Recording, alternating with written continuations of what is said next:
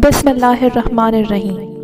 दोस्तों, अपनी ज़िंदगी को किसी फिल्म की तरह अपनी आंखों के सामने देखना, वक्त का थम जाना या अपने बदन से रूह का निकलना महसूस करना इतना आसान अमल नहीं। इंसानी जिस्म लाफानी नहीं है। ये ज़मीन पर एक मुद्दत से ज़्यादा ज़िंदा नहीं रह सकता। आमतौर पर जिस्म ज़मीन पर कई रंग बदलता है। बचपन से जवानी और जवानी से बुढ़ापा, ये तमाम अलामात जिस्म की पल पल मौत की तरफ बढ़ने की खबर देती है। मौत का अमल आखिरी सांस लेने से एक हफ्ता कबल शुरू हो जाता है। इस दौरान सेहत मुतासर होने लगती है, जिस्म कमज़ोर पड़ने लगता है, चलने में दुश्वारी पेश आने लगती है और गनूदगी तारी रहती है। आखिरी लम्हात में खाना पीना तक मुश्किल होने लगता है।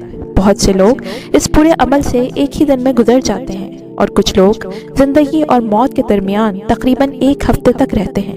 ये सूरत हाल रिश्तेदारों के लिए बेहद तकलीफ देह होती है।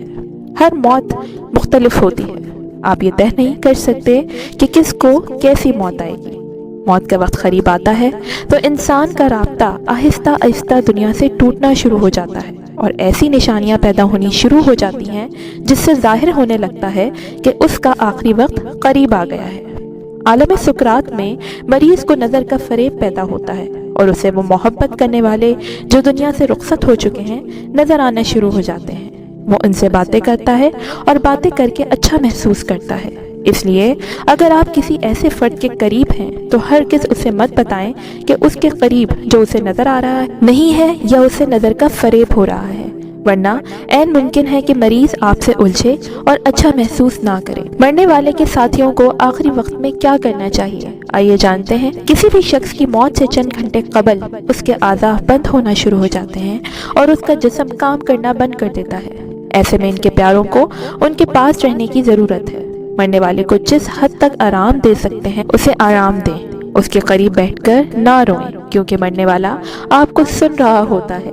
ऐसा करने से मरने वाले को तकलीफ हो सकती है और अगर मरने वाला मुसलमान है तो उसके सरहाने कुरान पाक की तिलावत करें या कलमा तैयबा का विर्द करें। ऐसे मौके पर मरीज के साथ हरगिज़ ज़बरदस्ती मत करें। आमतौर पर लोग कलमा पढ़ाने की कोशिश शुरू कर देते हैं, ऐसा हरगिज़ मत करें। अगर वो मुसलमान है तो अपनी ज़िंदगी में अल्लाह की वहदानियत का इकरार और नबी सल्लल्लाहु अलैहि वसल्लम की नबूवत का इकरार कई दफ़ा कर चुका होगा और इस तकलीफ़ के वक्त में ऐन मुमकिन है कि वो कलमा ना पढ़ पाए।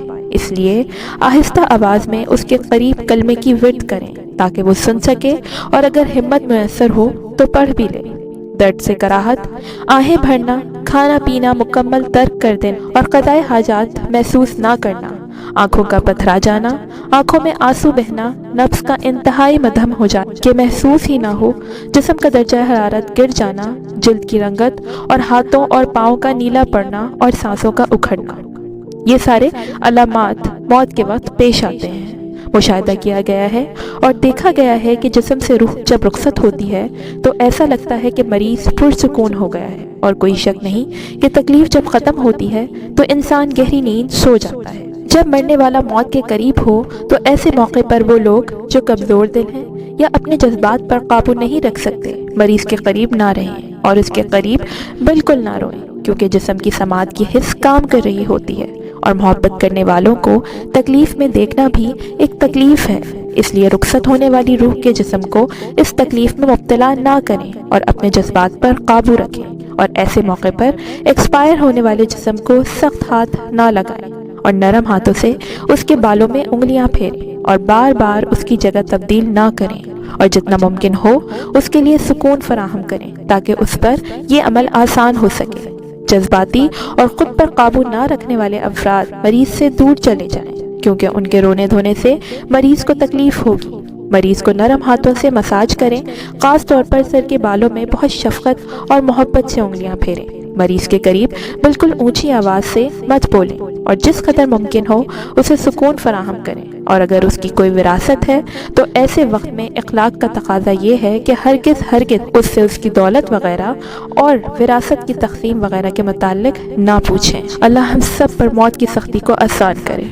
आमीन।